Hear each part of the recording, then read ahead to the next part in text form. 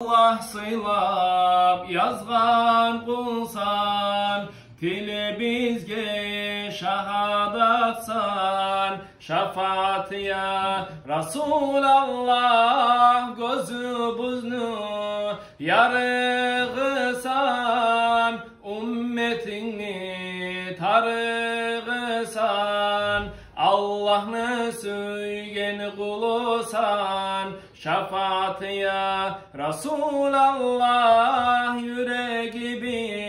Yüreği bizini Muhammed'im imanısan, mümin kullarını yanısan, şafaat ya Resulallah.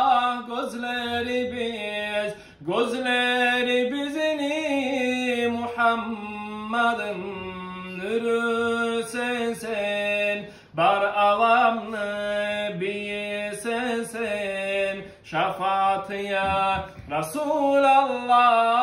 Tuğup yeryüzüne geldin, bu dünyaya yarık verdin, Allah ne buyruğun ettin, şafaat ya Resulallah.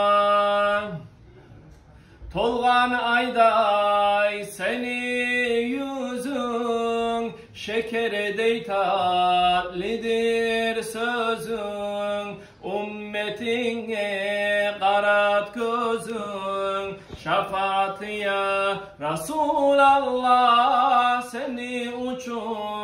Seni uçun Muhammed'in kurdu dünyanı, bilmege borçlubuz onu, sen ümmetin nicanı, altın tacını giyer sen, ol burakka miner sen, ümmetini ciyarsan sen, şafaat ya Resulallah. Olur alamını sultanı, olur müminlerin yanı, Mevlüt-i layık onu, şafaat ya Resulallah.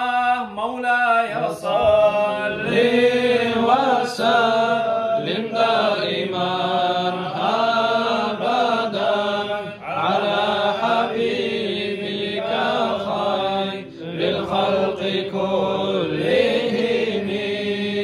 Allahümme salli ve sellim ve barik aleyhi.